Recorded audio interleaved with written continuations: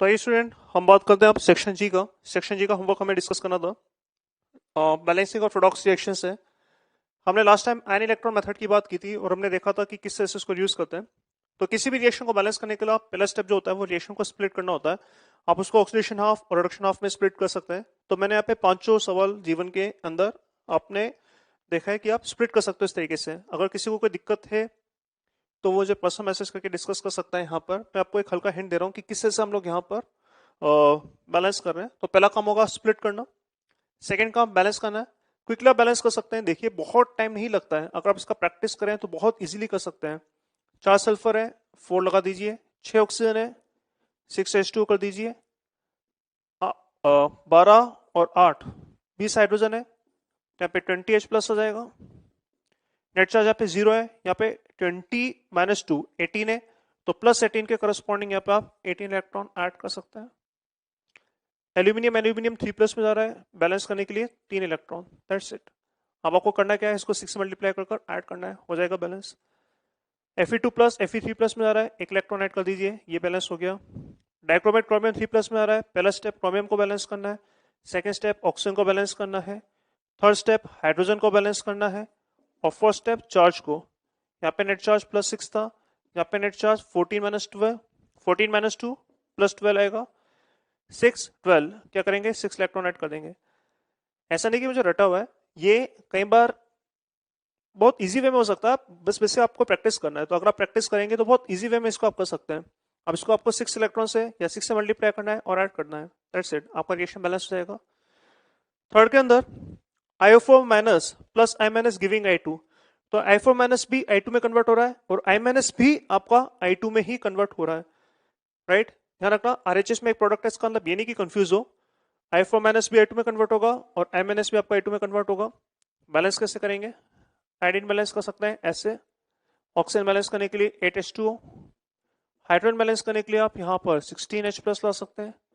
Charge आपका यहाँ पे 0 है, यहाँ पे नेट चार्ज हो जाएगा 16 माइनस 2 मतलब प्लस 14, तो आप 14 इलेक्ट्रॉन ऐड कर सकते हैं इसे। इसको बैलेंस करने के लिए 2I माइनस और यहाँ पे 2 इलेक्ट्रॉन करते हैं, ये पार्ट भी बैलेंस हो जाएगा। इसको मल्टीप्लाई करें 7 से और ऐड कर दें तो आपके इलेक्ट्रॉन कैंसिल हो जाएंगे, रिएक्शन बैलेंस हो जाएगा। डी पार्ट के अंदर MnO4 माइनस 2 ये आपका कन्वर्ट हो रहा है MnO4 माइनस में ही, और MnO4 माइनस 2 ही कन्वर्ट हो रहा है MnO2 में। हम लोग अभी देखेंगे आगे इस तरह की रिएक्शन को, आज की क्लास में हम लोग देखेंगे कि ये जो रिएक्शन होता है इसमें एक ही सब्सटेंस ऑक्सीडाइज हो रहा है, वही सब्सटेंस आपका रिड्यूस हो रहा है, इसको हम बोलते हैं डिस्प्रोपोर्शनेट रिएक्शन। मैंने क्लास में भी एक एग्जांपल लिया था और इसको थोड़ा डिटेल में पढ़ेंगे अपन अभी, बट आप देख सकते हैं कि ये आपका इसमें कन्वर्ट होगा और ये इसमें भी कन्वर्ट होगा।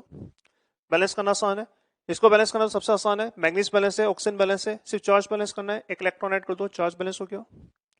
यहाँ पे मैग्नीज बैलेंस है, ऑक्सीजन बैलेंस करने के लिए आप 2H2O कर सकते हैं, हाइड्रोजन बैलेंस करने के लिए आप यहाँ पे 4H प्लस कर सकते हैं, और चार्ज आप यहाँ पे देखेंगे 0, यहाँ पे माइनस 2 प्लस 4 मतलब नेट चार्ज प्लस 2 है, तो प्लस 2 के करस्पॉन्डिंग आप 2 इलेक्ट्रॉन ऐड कर इससे भी बैलेंस कर सकते हैं। और ई में भी आप देख सकते हैं HNO2 ही ऑक्सीडाइज होकर नाइट्रेट में जाएगा और HNO2 ही रिड्यूस होकर आपको NO में जाएगा। स्प्लिट करना आसान है क्योंकि LHS में सिर्फ वही है, nitric acid, nitrous acid HNO2, वही आपका NO3 माइनस में कन्वर्ट होगा, वही आपका NO में कन्वर्ट होगा। कैसे बैलेंस करें, नाइट्रोजन ऑलरेडी बैलेंस है, ऑक्सीजन के लिए आप H2O कर सकते हैं, यहाँ पर ऑक्सीजन बैलेंस हो गए, 2 और 1 3 हाइड्रोजन है, तो 3 हाइड्रोजन के करस्पॉन्डिंग यहाँ पे आप 3H प्लस कर सकते हैं। नेट चार्ज इधर 0 है, यहाँ पे -1 प्लस 3 प्लस 2 चार्ज, तो प्लस 2 चार्ज के करस्पॉन्डिंग 2 इलेक्ट्रॉन आप ऐड कर सकते हैं।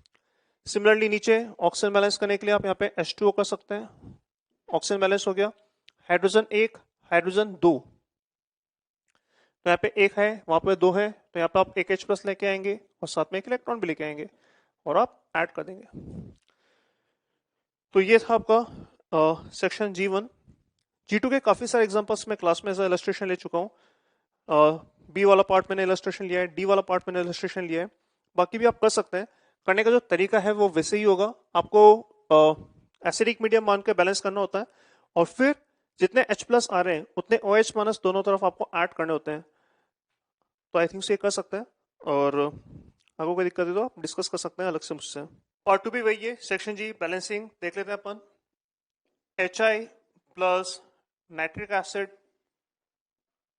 नाइट्रिक एसिड इज HNO3, ये इसके साथ रिएक्ट कर आपको दे रहा है NO2 और वाटर।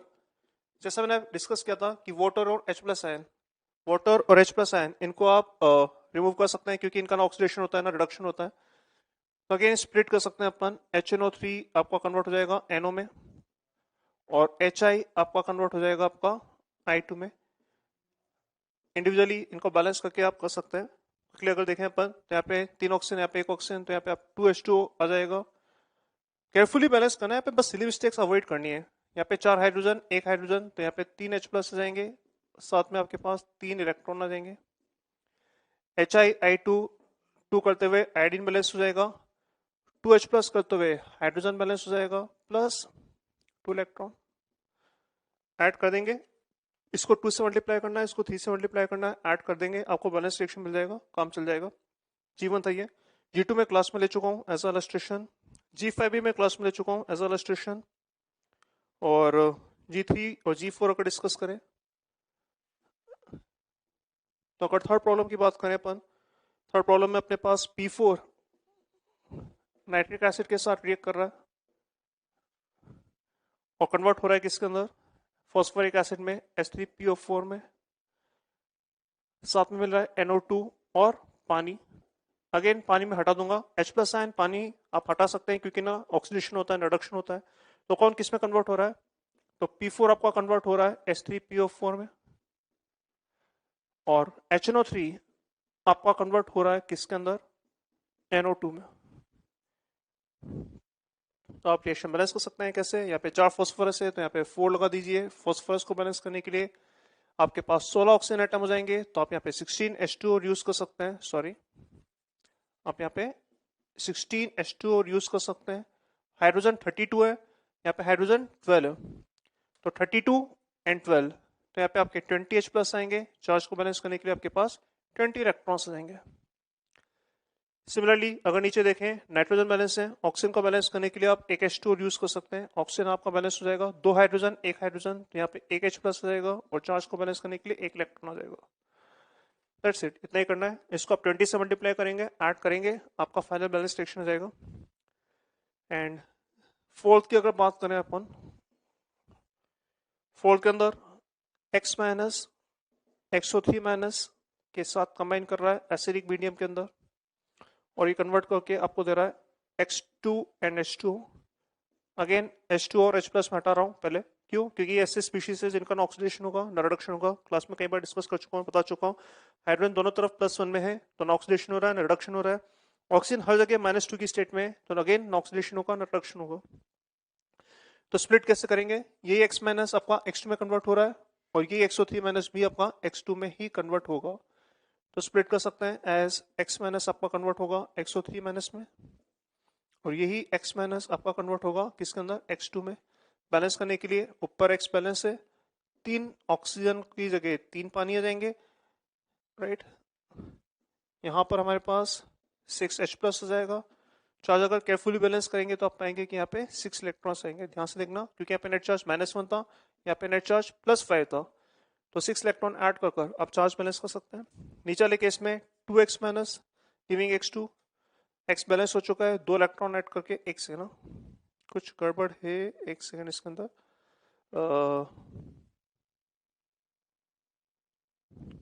X- आपका X2 में कन्वर्ट हो रहा है, XO3-, सॉरी ये पार्ट हमने गलत कर दिया, यहाँ पे स्प्लिटिंग हमने गलत कर दी है, कोई बात नहीं। अच्छा गलत कैसे करा, पता कैसे चला, वो भी देख लो क्योंकि इसमें भी सीखने हैं। मुझे पता कैसे चला कि गड़बड़ की मैंने, आप देख सकते हैं कि यहाँ पे इलेक्ट्रॉन मेरे यहाँ पे आ रहा है, इलेक्ट्रॉन मेरे यहाँ पे आ रहा है। दोनों केसेस में इलेक्ट्रॉन आरएचएस में आ रहा है। अगर दोनों केसेस में इलेक्ट्रॉन आरएचएस में आएगा इसका मतलब आपने यहाँ पे दोनों कुछ ना कुछ गलती की है, क्योंकि इलेक्ट्रॉन एक तरफ आरएचएस में आएगा और इलेक्ट्रॉन एक तरफ एलएचएस में आएगा। गलती ये की अपन ने कि यहाँ पे अपन ने X- को XO3- में कन्वर्ट कर दिया, जो कि गलत है। X- आपका कन्वर्ट हो रहा है X2 के अंदर और XO3- ये कन्वर्ट हो रहा है आपका अगेन X2 में। तो इससे से अगर आप गलती कर रहे हैं तो ये आप आइडेंटिफाई कर सकते हैं, अगर इलेक्ट्रॉन एक ही तरफ आ रहे हैं तो आपने कोई ना कोई गलती करी है।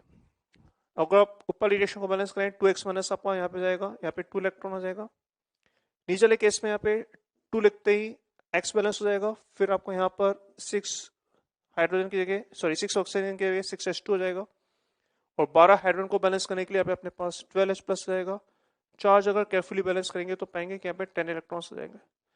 अब ये ठीक है, क्योंकि एक तरफ इलेक्ट्रॉन आपका LHS में आ रहा था और एक तरफ इलेक्ट्रॉन आपका RHS में आ रहा था, एक ऑक्सीडेशन था और एक आपका रिडक्शन था। क्या करेंगे, ऊपर वाली रिएक्शन को आप मल्टीप्लाई करेंगे 5 से और ऐड करके आप आंसर निकाल देंगे। तो थोड़ा केयरफुली करना है, इसमें जो गलतियां होती है वो सिली मिस्टेक्स होती है। अगर सिली मिस्टेक्स को आप अवॉइड कर सकें तो फिर बहुत इजीली अपन ये बैलेंस कर सकते हैं।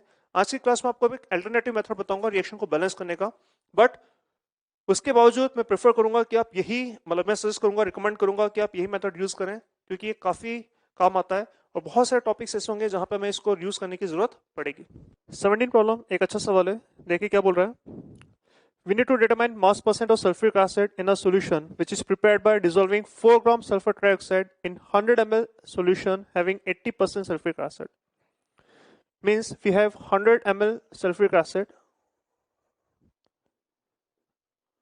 having 80% weight by weight sulfuric acid and density is also given as 1.96 gram per ml. ये आपको दे रखा है और आपने इसमें 4 ग्राम सल्फर ट्राइऑक्साइड को डिसोल्व करा है और आपसे पूछा रहा है कि इसके बाद जो आपका फाइनल सॉल्यूशन होगा, इस फाइनल सॉल्यूशन में परसेंटेज वेट बाय वेट कितना होगा सल्फ्यूरिक एसिड का। तो ये हमारा सवाल है। तो final weight by weight percentage निकालने के लिए हमें फाइनल वेट चाहिए सल्फ्यूरिक एसिड का और फाइनल वेट चाहिए सॉल्यूशन का। अगर फाइनल वेट मिल जाए सॉल्यूशन का, फाइनल वेट मिल जाए सल्फ्यूरिक एसिड का, तो ये रेशियो भी कैलकुलेट, मतलब ये वैल्यू भी कैलकुलेट कर सकते हैं। तो इनिशियली अगर मैं वेट ऑफ सॉल्यूशन देखूं तो ये कितना होगा, तो डेंसिटी इनटू वॉल्यूम कर सकते हैं अपन। तो this is 1.96 into 100 and that will simplify to 196 gram. तो 196 ग्राम आपका सॉल्यूशन था और 4 ग्राम सल्फर ट्राइऑक्साइड आप ऐड कर रहे हैं।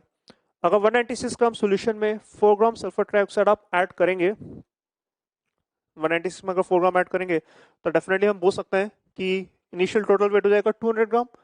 और मास कंजर्वेशन से ये भी बोल सकते हैं कि इनिशियल अगर टोटल वेट 200 ग्राम है तो फाइनल टोटल वेट भी 200 ग्राम होगा। भाई 196 में 4 ग्राम ऐड करा तो वेट हो जाएगा 200, अगर पहले 200 है तो बाद में भी 200 ग्राम रहेगा। तो फाइनल वेट ऑफ सॉल्यूशन तो आ चुका है, ये वेट ऑफ सॉल्यूशन है, राइट। हमें अगर सल्फ्यूरिक एसिड का फाइनल वेट मिल जाए तो काम चल जाएगा। सल्फ्यूरिक एसिड का यहां पर वेट कितना होगा, सल्फ्यूरिक एसिड का अगर वेट निकालें अपन तो ये हो जाएगा आपका वेट ऑफ सॉल्यूशन का 80% है, तो 80% हो जाएगा आपका 80/100 इंटू 196। भाई इतना सल्फ्यूरिक एसिड तो था पहले से, और थोड़ा सल्फ्यूरिक एसिड हमें SO3 से भी मिलेगा। कैसे, ये जो SO3 है ये दे रखा है कि ये पानी के साथ रिएक्ट करेगा और पानी के साथ रिएक्ट कर भी H2SO4 बनाएगा, राइट।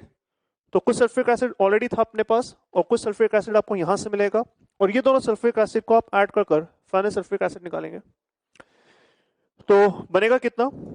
तो SO3 का 4 ग्राम दे रखा है, इसके करस्पॉन्डिंग अगर आप मोल्स निकालें तो इसका ग्राम मोलर मास 80 होता है, तो ये जाएगा आपका 1/20 मोल्स।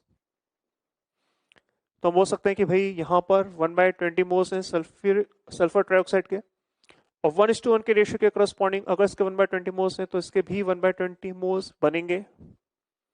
और अगर इसके 1/20 मोल्स बन रहे हैं तो अपन बोल सकते हैं कि यहाँ पे जो सल्फ्यूरिक एसिड बनेगा ये फॉर्म्ड है, तो यह जाएगा आपका 1/20 इंटू 98, राइट।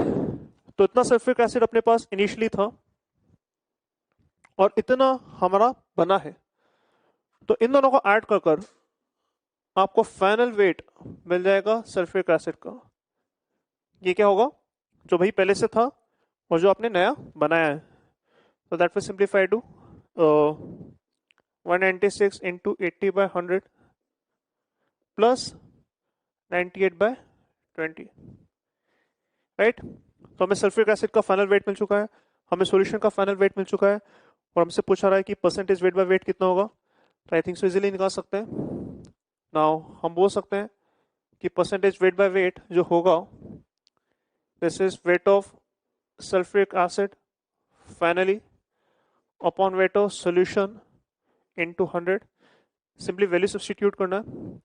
वैल्यू सब्सटीट्यूट अगर करें अपन तो यहाँ पर जाएगा आपका 196 into 80 by 100 plus 98 by 20 whole upon weight of solution which is 200 and this into 100. ये आपका फाइनल वेट परसेंट आएगा. सिंप्लीफाई कर लेना, इससे आपको आंसर मिल जाएगा. In 18th problem we have been given the molarity and molarity of a solute in an aqueous solution is 9 and 18. तो हमारे पास एक एक्वस सॉल्यूशन है. मान लेते हैं कि सॉल्यूट आपका ए है.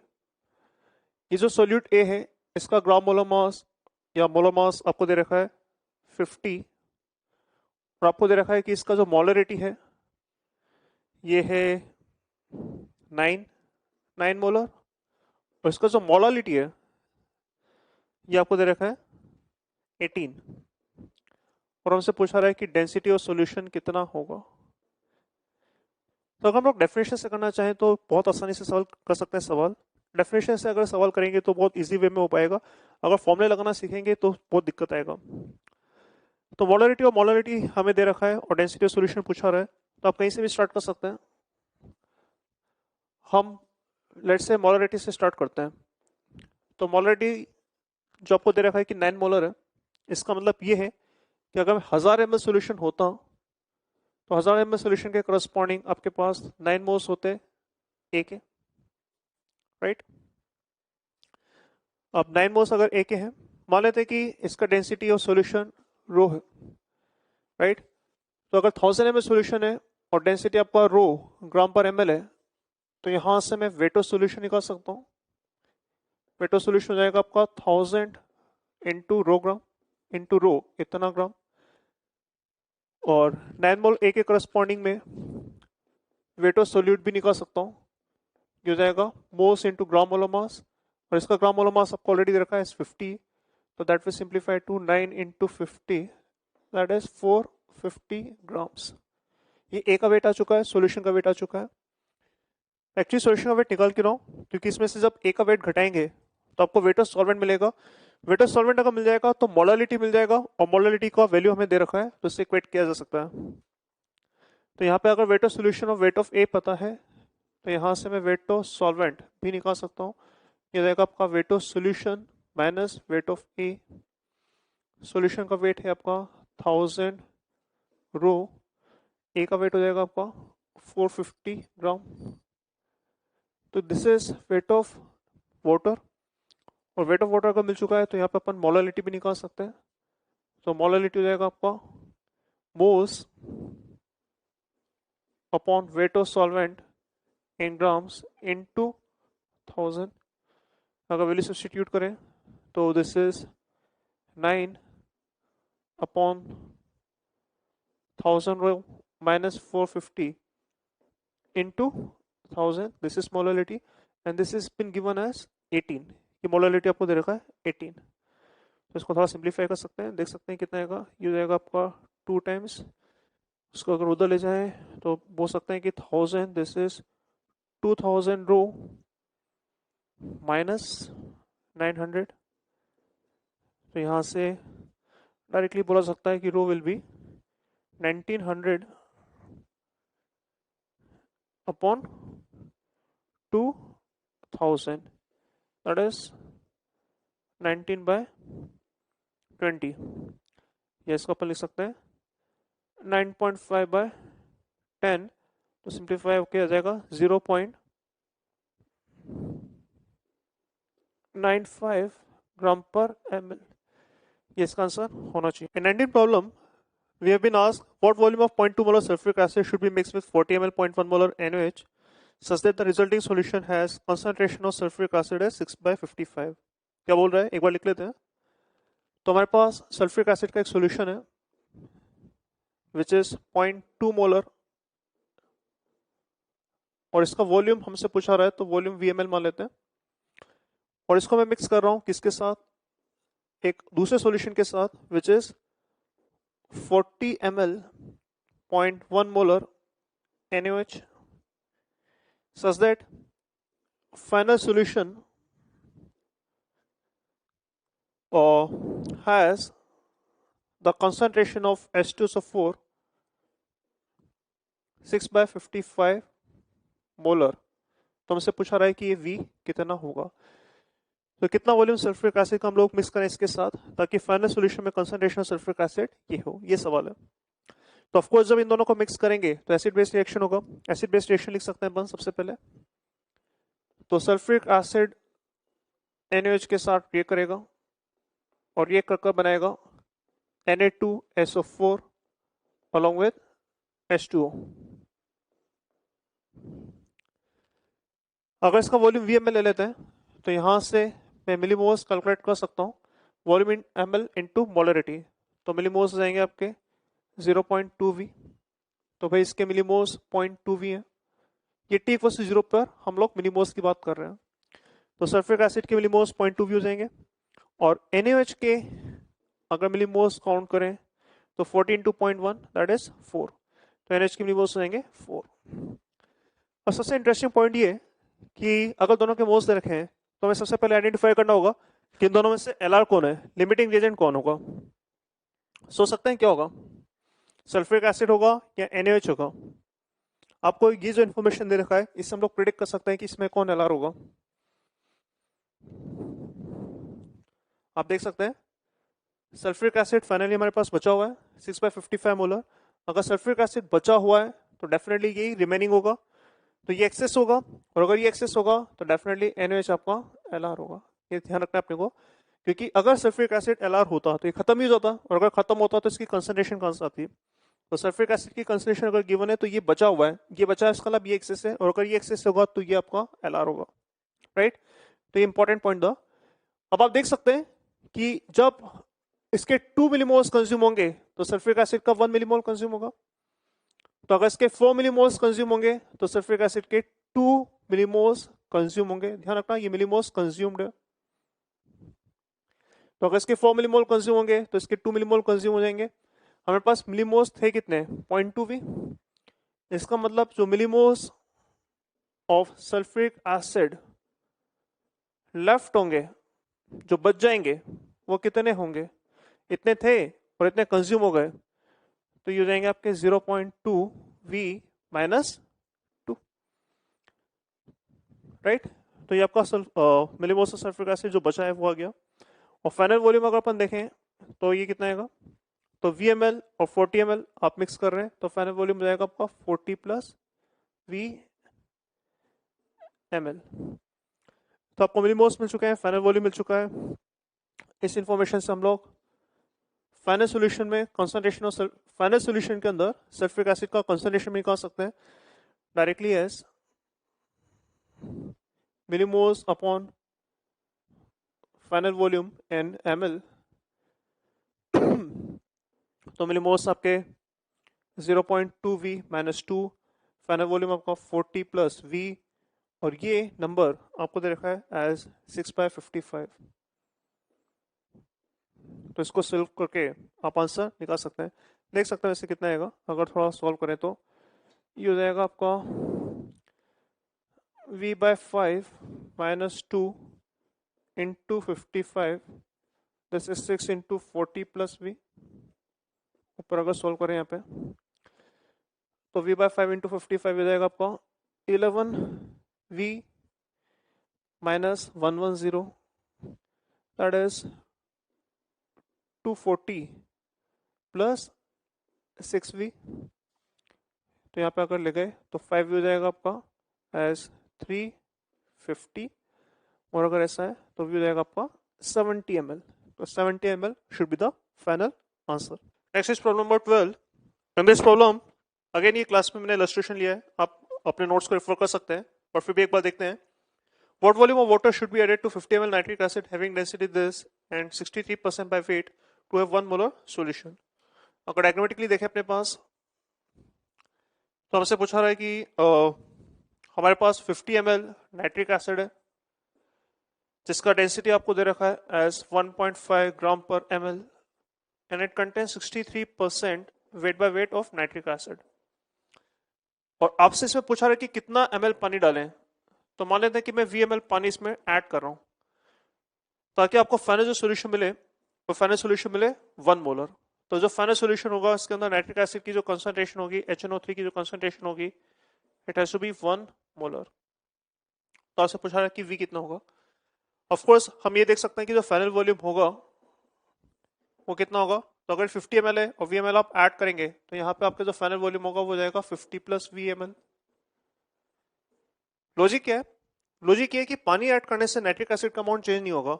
अगर आप पानी कितना भी ऐड करें तो नाइट्रिक एसिड की जो मोल्स होंगे वो चेंज नहीं होंगे। तो जितने मोल्स नाइट्रिक एसिड के यहाँ पे होंगे उतने मोल्स नाइट्रिक एसिड के यहाँ पे होंगे, या जितने मिलीमोल्स नाइट्रिक एसिड के यहाँ पे होंगे उतने मिलीमोल्स नाइट्रिक एसिड के यहाँ पे होंगे। तो अपन डायरेक्टली यहाँ पे बोल सकते हैं कि यहाँ पर अगर millimoles of nitric acid calculate करें तो volume in ml into molarity, तो दिस इज 1 × 50 + V। डायरेक्टली हम बोल सकते हैं कि आपके पास 50 + V इतने मिलीमोल्स हैं नाइट्रिक एसिड के यहाँ पे। और यहाँ पर इनिशियली अगर देखें तो डेंसिटी इनटू वॉल्यूम आपको दे देगा वेट ऑफ सॉल्यूशन। तो वेट ऑफ सॉल्यूशन आएगा आपका डेंसिटी इनटू वॉल्यूम, तो दैट इज 1.5 × 50, दैट इज 75 ग्राम।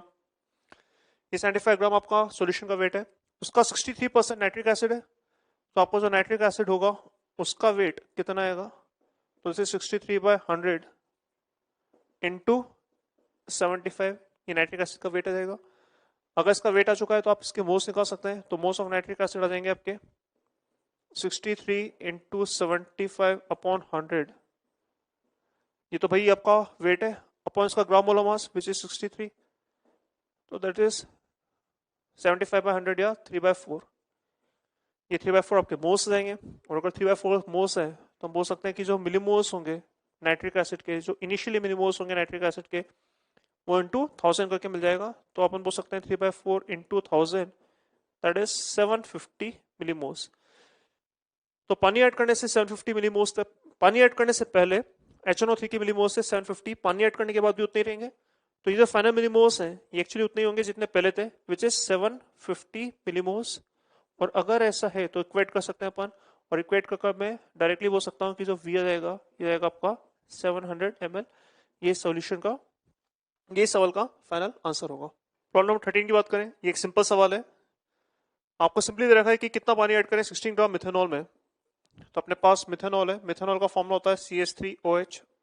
इसका वेट दे रखा है 16 ग्राम, और आपसे पूछा रहा है कि इसके अंदर कितना पानी ऐड करें। तो हम लोग यहाँ पे पानी ऐड कर रहे हैं, मान लेते हैं कि पानी के जो मोल्स हैं वो A मोल्स है ना। इसका वेट पूछा रहा है, तो आपसे पूछा रहा है कि फाइनल सॉल्यूशन में मोल फ्रैक्शन ऑफ मिथेनॉल 0.25 हो। तो A मोल ऐड करने के बाद इसका मोल फ्रैक्शन 0.25 या 1/4 होना चाहिए। तो देखो कि अगर A मोल्स आपने ऐड करा, यहाँ पर इसके अगर मोल्स निकालें, इसका ग्राम मोलर मास अगर देखें तो कितना आएगा, दिस इज 16 + 16 32 हो जाएगा। तो जाएगा 16/32, इसके मोल्स रहेंगे हाफ। तो इसके मोल्स हाफ है, इसके मोल्स A हैं, तो डायरेक्टली हम बोल सकते हैं कि जो मोल फ्रैक्शन ऑफ मिथेनॉल होगा CH3OH ये हो जाएगा आपका इसके मोल्स अपॉन टोटल मोल्स। तो इसके जो मोल्स हैं वो है हाफ, और टोटल मोल्स रहेंगे इसके हाफ हैं और इसके मोल्स A, तो this is A + half, and this has been given as 1/4 I think so. कौन सा सवाल है, 13th, हाँ this has been given as 1/4। Okay 1/4 given है, तो इसको अगर थोड़ा सिंप्लीफाई करेंगे तो ये जाएगा आपका 2 = A + हाफ। तो यहाँ से डायरेक्ट बोल सकते हैं ये हो जाएगा आपका 3/2। तो पानी के जो मोल्स हैं वो आपके 3/2 मोल्स आ गए, और अगर इसके 3/2 मोल्स आ गए तो इसका जो वेट होगा हो जाएगा आपका 3/2 इंटू इसका ग्राम मोलर मास विच इज 18। तो सिंप्लीफाई हो जाएगा 27 gram. That will be the final answer. 15 problem की बात करें अगर, इसके अंदर हमें दे रखा है कि a solution containing 0.1 mole of metal chloride. आपके पास एक मेटल क्लोराइड है MClX, और it requires 500 ml 0.2 mole of silver nitrate. ये सिल्वर नाइट्रेट के साथ रिएक्ट कर रहा है, आपको एक बैलेंस केमिकल रिएक्शन भी गिवन है। तो ये रिएक्ट कर आपको AgCl बना रहा है along with metal nitrate like this. तो this is a balance chemical reaction. आप देख सकते हैं सभी एटम बैलेंस हो रहे हैं। आपको दे रखा है कि इसका 0.1 मोल है, तो आपसे पूछा रहा है कि एक्स का वैल्यू कितना होगा। आपको सिल्वर नाइट्रेट का अमाउंट भी गिवन है। तो सबसे पहले तो आप ये देख सकते हैं कि यहाँ पे अगर इसके 1 मोल है तो 1 के करस्पॉन्डिंग एक्स मोल लगेंगे। तो 0.1 मोल के करस्पॉन्डिंग इसके लगेंगे 0.1 इंटू एक्स मोल्स। इतना मोल्स होगा सिल्वर नाइट्रेट का। अगर मिली मोल्स के टर्म्स में देखें तो इसको अपन बोल सकते हैं 0.1 एक्स इंटू 1000, इतना मिली मोल्स। तो दैट इज 100x। ये 100x मिलीमोल्स आपका सिल्वर नाइट्रेट का होगा। और सिल्वर नाइट्रेट के मिलीमोल्स को आप डायरेक्टली वॉल्यूम इनटू मोलरिटी भी देख सकते हैं। आपको दे रखा है कि ये 500 ml है इनटू 0.8 मोलर। तो डायरेक्टली वॉल्यूम इनटू मोलरिटी करके भी आप मिलीमोल्स निकाल सकते हैं। तो दिस इनटू दिस करके भी मिलीमोल्स निकाल सकते हैं। तो यहाँ से अगर मिलीमोल्स निकालेंगे तो जाएगा 500 इंटू 0.8, तो दैट विल सिंप्लीफाई टू 400। तो ये जो मिलीमोल्स होंगे सिल्वर नाइट्रेट के, ये बेसिकली 400 के इक्वेट करने होंगे। तो यहाँ से हमने देखा कि 0.1 मोल के करस्पॉन्डिंग 1 के करस्पॉन्डिंग एक्स, तो 0.1 के करस्पॉन्डिंग इतना मोल या इतना मिलीमोल्स चाहिए। और ये मिलीमोल आपको दे रखा है एज 400। तो डायरेक्टली इक्वेट करते हुए हम बोल सकते हैं कि एक्स जाएगा आपका 4। ये इसका फाइनल आंसर होगा। In problem number 16, we have been given 60 ml of X% weight by weight alcohol. तो हमें एक अल्कोहलिक सॉल्यूशन दे रखा है जिसका वॉल्यूम 60 ml है, जिसका डेंसिटी हैज बीन गिवन है 0.6 ग्राम पर ml। और आपको दे रखा है कि इसके अंदर X% weight by weight आपका अल्कोहल है। तो X% weight by weight alcohol है अपने पास, और इसको हमें यूज करना है टू प्रिपेयर। इसको यूज कर हम एक दूसरा सॉल्यूशन बना रहे हैं, और ये जो दूसरा सॉल्यूशन बना रहे हैं इसका वॉल्यूम दे रखा है 200 सेंटीमीटर क्यूब या 200 ml, जिसके अंदर डेंसिटी आपको दे रखी है 0.9 ग्राम पर सेंटीमीटर क्यूब या ग्राम पर ml, और it contains 12% weight by weight alcohol. तो ये सॉल्यूशन हमें ये बनाना है। आपसे पूछा रहा है एक्स। अगेन इस तरह का सवाल अभी अपन ने करा थोड़ी देर पहले। अगर इस सॉल्यूशन से आपको ये बनाना है तो हम लोग बोल सकते हैं कि इसमें जितना अल्कोहल कंटेंट होगा वही सारा अल्कोहल यहाँ से आया होगा। तो इन दोनों के करस्पॉन्डिंग अल्कोहल कंटेंट आप क्या कर सकते हैं, इक्वेट कर सकते हैं। जो भी अल्कोहल यहाँ पर होगा वो यहाँ से आया होगा। तो यहाँ पे जो अल्कोहल है और यहाँ पे जो अल्कोहल है उनका वेट आपको इक्वेट करना है।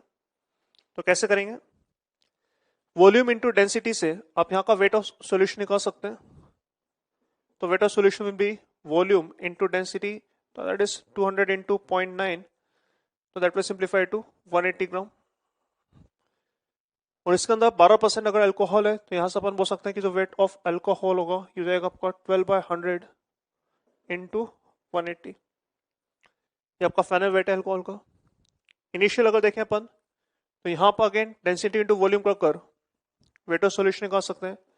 तो वेट ऑफ सॉल्यूशन हो जाएगा आपका डेंसिटी इंटू वॉल्यूम, तो that is 0.6 into 60, that is 36 ग्राम। और इसके अंदर x% अगर अल्कोहल है तो यहाँ से जो वेट ऑफ अल्कोहल आएगा ये आएगा x% मतलब x/100 इंटू 36। तो यहाँ पे अल्कोहल निकाल चुके हैं, यहाँ पे अल्कोहल निकाल चुके हैं, और आपको इन दोनों को क्या करना है, इक्वेट करना है। तो इक्वेट करें तो हम लोग बोल सकते हैं कि x/100 into 36, this is nothing but 12/100 into 180। 100 से 100 कैंसिल हो जाएगा, ये आपको हो जाएगा 5 टाइम्स और x हो जाएगा आपका 60। ये आपका फाइनल आंसर होगा। तो students, balancing of products reaction का अपन एक और मेथड देखेंगे, बट उस मेथड से पहले हम बात करेंगे कैलकुलेशन ऑफ एन फैक्टर का। एन फैक्टर क्या होता है इसके बारे में अभी हम लोग नहीं जानेंगे। हम सिर्फ ये देखेंगे कि एन फैक्टर को कैलकुलेशन कैसे करना है और उसको यूज करके बैलेंसिंग कैसे करेंगे, राइट। तो पहले हम लोग सीखते हैं कि एन फैक्टर का कैलकुलेशन कैसे होगा। तो n factor can be written as modulus of change in oxidation number into atomicity। इस तरीके से आप एन फैक्टर कैलकुलेट कर सकते हैं। जैसे for example MnO4 minus convert हो रहा है आपका Mn2 प्लस में, और आपसे पूछा रहा है कि भाई इसका एन फैक्टर क्या होगा। तो हमें यहाँ पर दो चीजें कैलकुलेट करनी है। हमें बेसिकली ये देखना है कि इसका ऑक्सीडेशन नंबर कितना है। तो यहाँ पे ऑक्सीडेशन नंबर आपका +2 है और यहाँ पे ऑक्सीडेशन नंबर आपका मैग्नीज का +7 है। तो हमें चेंज इन ऑक्सीडेशन नंबर का मॉडुलस कैलकुलेट करना है। तो यहाँ पर 7 और 2, तो आप देख सकते हैं कि यहाँ पर जो डेल्टा ओ एन है या चेंज इन ऑक्सीडेशन नंबर है ये हो जाएगा आपका 5। और मैग्नीज के ऐसे एटम्स कितने हैं? एक ही एटम है, तो एटोमिसिटी यहाँ पर आपका हो जाएगा 1। तो यहाँ पर अगर एन फैक्टर की बात करें, N factor of MnO4 minus ये हो जाएगा आपका 5। मतलब बेसिकली हमें देखना है कि यहाँ पर इसका ऑक्सीडेशन स्टेट कितने से चेंज हो रहा है मल्टीप्लाई बाय इसके कितने एटम्स से, that will be the n factor of this particular compound.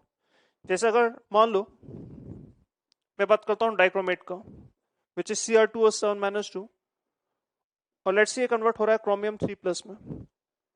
मैं जानना चाहता हूँ कि इसका एन फैक्टर कितना होगा। तो एन फैक्टर कैलकुलेट करने के लिए हमें चेंज इन ऑक्सीडेशन नंबर और एटोमिसिटी चाहिए। तो एटोमिसिटी डेफिनेटली आप देख सकते हैं, जैसे अगर आप क्रोमियम की बात करें तो क्रोमियम यहाँ पे +3 की स्टेट में, क्रोमियम आपका यहाँ पर +6 की स्टेट में। अगर ऑक्सीडेशन नंबर कैलकुलेट करेंगे तो आप देखेंगे कि +6 में आएगा। तो यहाँ पर अगर डेल्टा ओ एन निकाला है चेंज इन ऑक्सीडेशन स्टेट, तो delta O N will be 3। ये आपका चेंज इन ऑक्सीडेशन स्टेट होगा delta O N multiply by atomicity. Atomicity मतलब क्रोमियम के कितने एटम है? 2। तो यहाँ पर आ जाएगा 2, दैट विल बी 6। एटोमिसिटी हमें मॉलिक्यूल का नहीं निकालना है, एटोमिसिटी हमें उस एटम का देखना है जिसका आप चेंज इन ऑक्सीडेशन नंबर देख रहे हैं। तो अगर इसका ऑक्सीडेशन स्टेट में डिफरेंस आ रहा है तो हमें इसी एटम की एटोमिसिटी देखनी है। जैसे यहाँ पर इसमें ऑक्सीडेशन स्टेट डिफरेंस आ रहा था तो हमें इसी का एटोमिसिटी देखना था। यहाँ पर क्रोमियम का ऑक्सीडेशन नंबर चेंज हो रहा है तो क्रोमियम की एटोमिसिटी देखनी है। एक दो एग्जांपल और देखें, जैसे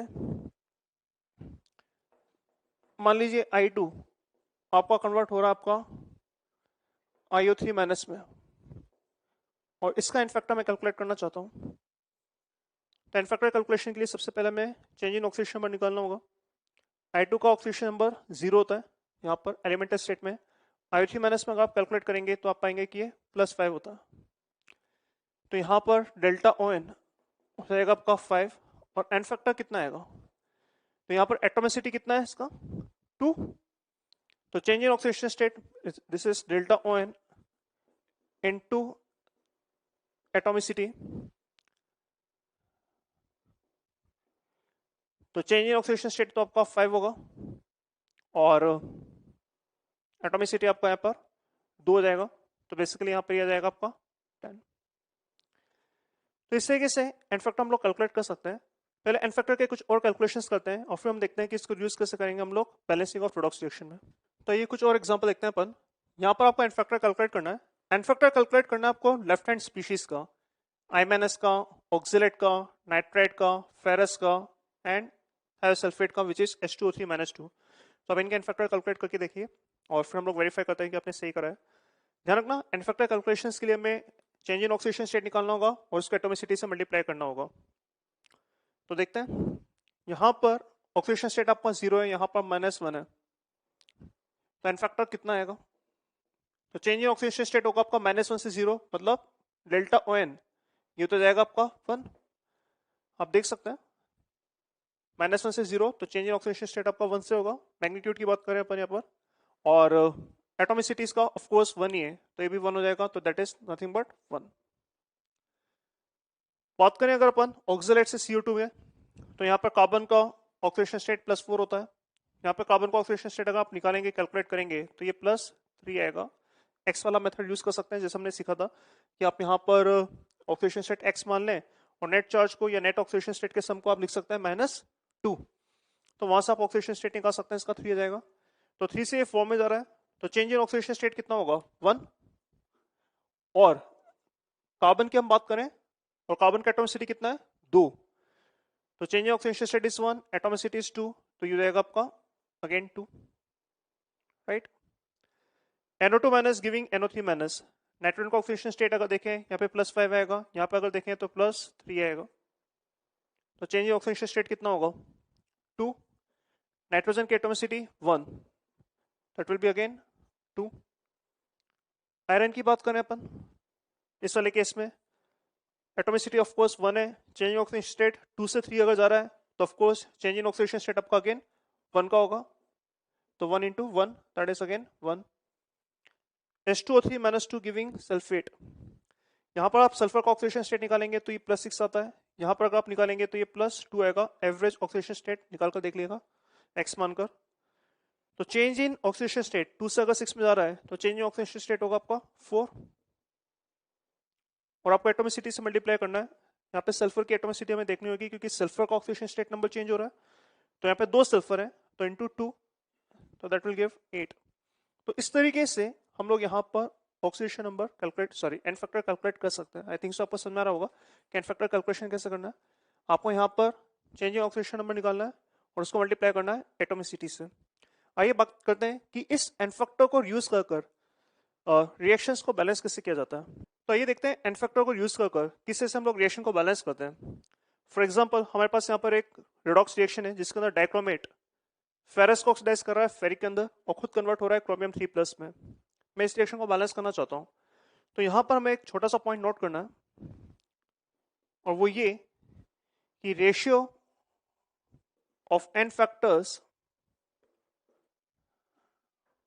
is inverse of ratio of stoichiometric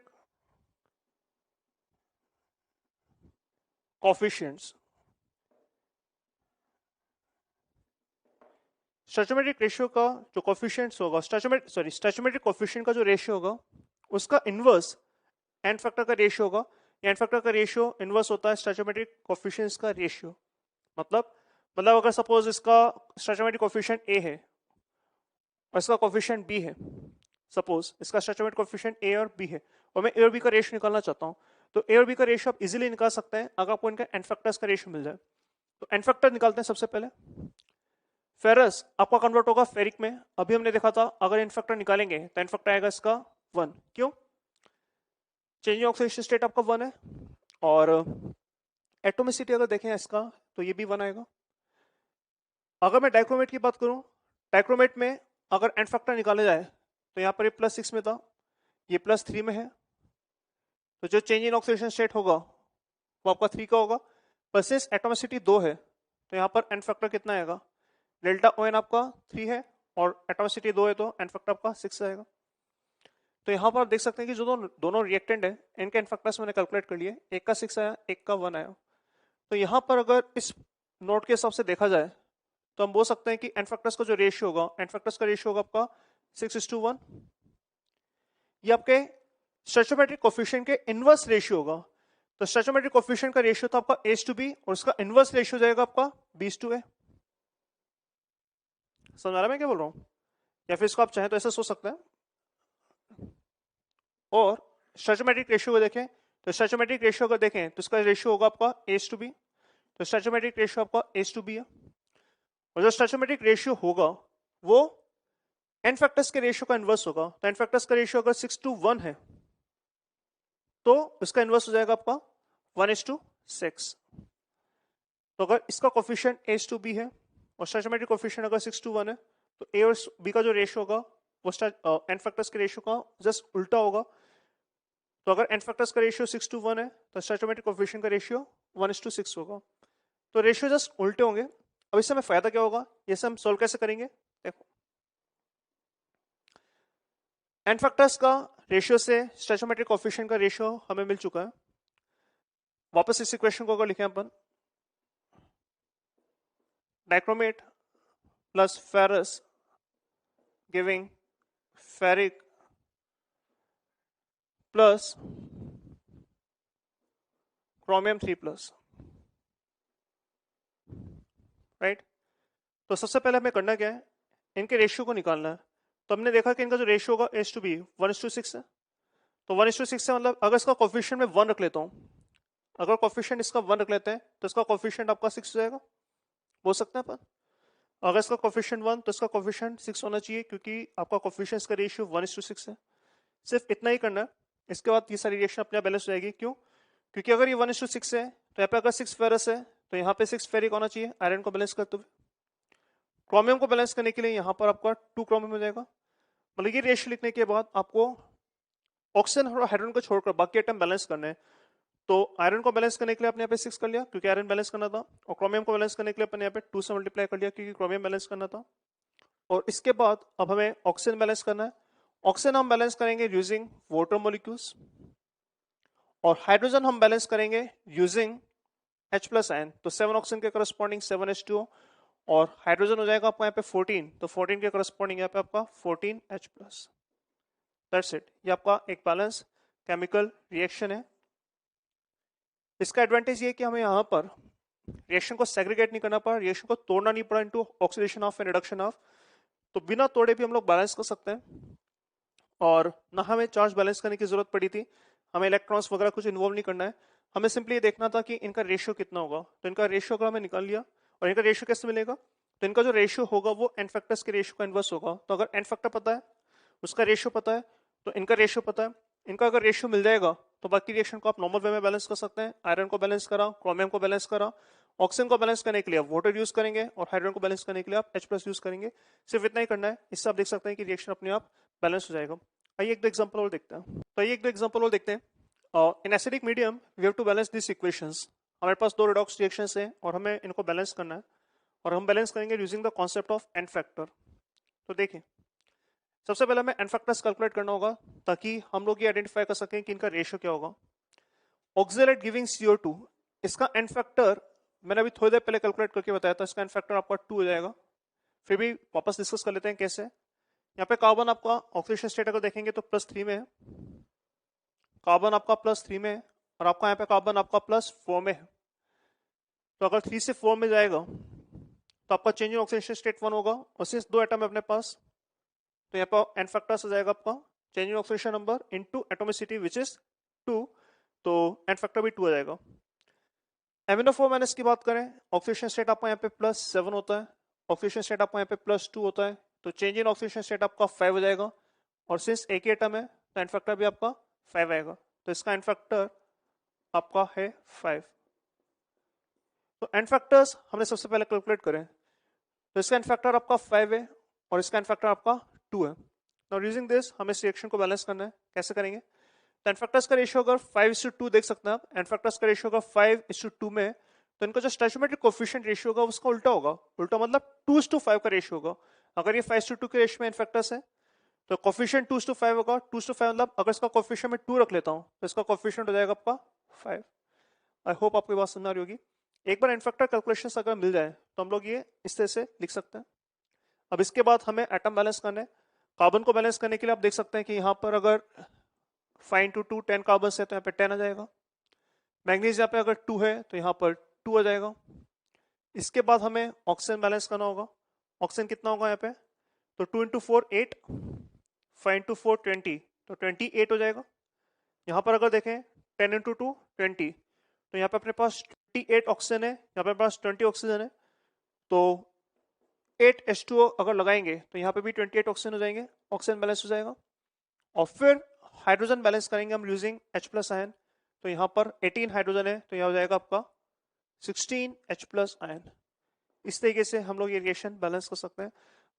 आप चाहें तो इसको आयन एक्सचेंज मेथड से कर सकते हैं, वहां से करेंगे तो भी आप पाएंगे कि यही आपका आंसर आएगा। तो ये काफी सिंपल कैलकुलेशन होता है, काफी फटाफट हो जाता है, बट इसको आप तभी प्रीफर करें जब आप 100% श्योर हैं अबाउट एन फैक्टर्स। आगे चलकर हम देखेंगे कि इनके एन फैक्टर्स हम लोग याद रख लेते हैं, जैसे पर मैग्नेट होता है MnO4- इसका एन फैक्टर 5 ही होता है अगर ये Mn2+ में कन्वर्ट होता है। ऑक्सीडेट का एन फैक्टर 2 ही होता है अगर ये CO2 में कन्वर्ट होता है। आगे चल के हम लोग कुछ टॉपिक पढ़ेंगे जहां पे एन फैक्टर्स, जो इंपॉर्टेंट एन फैक्टर्स है हम वो रट लेते हैं या याद रख लेते हैं। तो अगर एन फैक्टर्स ऑलरेडी हमें रटे हुए हैं तो फिर बैलेंस करना काफी आसान हो जाता है। पर अगर मैं for the timing n factor नहीं रटे हुए हैं तो आपको एन फैक्टर कैलकुलेट करना होगा। अच्छा, एन फैक्टर कैलकुलेट करने के लिए हमें ऑक्सीडेशन नंबर भी कैलकुलेट करना पड़ेगा।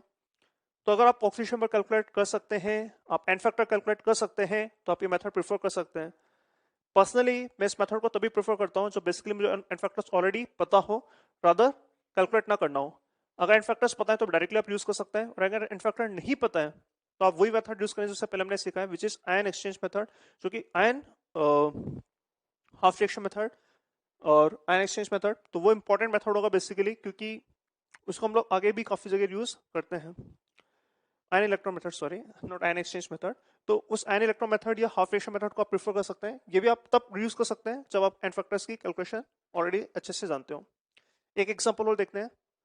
यहाँ पर क्लोरेट आपका कन्वर्ट हो रहा है Cl- में, क्लोरीन का ऑक्सीडेशन स्टेट -1 है, यहाँ पे क्लोरीन का ऑक्सीडेशन स्टेट आपका +5 है। एंड फैक्टर बता सकते हैं क्विकली कितना होगा? 5 से -1 में अगर जा रहा है तो चेंज कितना होगा? 6। और एंड फैक्टर सॉरी एटोमिसिटी भी कितना है? 1। तो चेंजिंग ऑक्सीडेशन स्टेट 6 है, एटोमिसिटी 1 है, एंड फैक्टर आपका यहाँ पे 6 आएगा। यहाँ पर ये 0 की स्टेट में है, यहाँ पे -1 की स्टेट में है, तो इसका एंड फैक्टर कितना आएगा? तो -1 से 0 में अगर जाएगा तो चेंज होगा आपका 1 का, और एटोमिसिटी भी 1 है, तो यहाँ पे एंड फैक्टर जाएगा आपका अगेन 1। तो चेंज इन ऑक्सीडेशन स्टेट 1 था, एटोमिसिटी 1 था, एंड फैक्टर 1 आएगा, इसका एंड फैक्टर आपका 6 आएगा। तो इसका एंड फैक्टर 6 था और इसका एंड फैक्टर 1 था। तो एंड फैक्टर्स हमें मिल चुके हैं, इसका एंड फैक्टर 6, इसका एंड फैक्टर 1। तो एंड फैक्टर्स का रेशियो का 6:1 है, तो एटम्स का रेशियो जो होगा वो 1:6 होगा। 1:6 का मतलब बेसिकली अगर ये 6:1 है तो एटम्स का रेशियो 1:6 होगा। 1:6 का मतलब ये होता है कि अगर इसका कोफिशिएंट 1 रख लें तो इसका कोफिशिएंट आपका 6 हो जाएगा, और इसका कोफिशिएंट अगर 6 हो जाएगा तो इसके बाद आप एटम्स को बैलेंस कर सकते हैं। आयोडीन को बैलेंस करने के लिए आप यहाँ पे 3 कर सकते हैं। क्लोरीन ऑलरेडी बैलेंस है, दैट्स इट, इतना ही करना था। ऑक्सीजन को अगर बैलेंस करना है तो आप यहाँ पर 3 ऑक्सीजन के करस्पॉन्डिंग यहाँ पे आप 3H2 यूज कर सकते हैं, और हाइड्रोजन को बैलेंस करने के करस्पॉन्डिंग आप यहाँ पर 6H+ यूज कर सकते हैं। दैट्स इट, इससे आप इस रिएक्शन को बैलेंस कर सकते हैं। ये रिएक्शन हमने बैलेंस करा है एसिडिक मीडियम में। अगर रिएक्शन बेसिक मीडियम में बैलेंस करना होता है तो आप हमें मालूम है क्या करना है, जितना H+ है उतना OH- आप ऐड करेंगे दोनों तरफ, और H+ और OH- को कंबाइन करके आपको पानी बनाना होगा। अगर ऐसा करेंगे तो रिएक्शन बेसिक मीडियम में बैलेंस हो जाएगा। तो that was all about balancing of redox reaction. ये काफी इंपॉर्टेंट सेगमेंट था, हमने काफी एग्जांपल लिए इसके ऊपर। ध्यान रखिए, एक एंड फैक्टर मेथड हमने देखा जस्ट अभी आज की क्लास के अंदर, और इससे पहले हमने बात की थी आयन इलेक्ट्रॉन मेथड का। दोनों ही इंपॉर्टेंट मेथड है, ये भी आप यूज कर सकते हैं, पर ये आप तब यूज करें जब आप एंड फैक्टर्स कैलकुलेशन करने में काफी कंफर्ट फील करते हैं। अगर इसमें थोड़ा भी दिक्कत आ रहा है, इसमें अगर कहीं पे भी थोड़ा भी दिक्कत आता है तो हम लोग यूज करेंगे आयन इलेक्ट्रॉन मेथड, क्योंकि वो सबसे इंपॉर्टेंट मेथड रहेगा अपने लिए आगे भी। तो स्टूडेंट्स, बात करते हैं अपन नेक्स्ट डिस्प्रोपोर्शनेट रिएक्शंस का। डिस्प्रोपोर्शनेट रिडॉक्स रिएक्शंस का ये एक particular type of redox reactions है जो कि काफी इंपॉर्टेंट है। तो होता क्या इसके अंदर, these are redox reactions in which same element undergo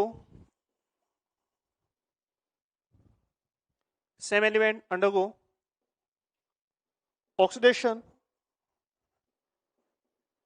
as well as reduction.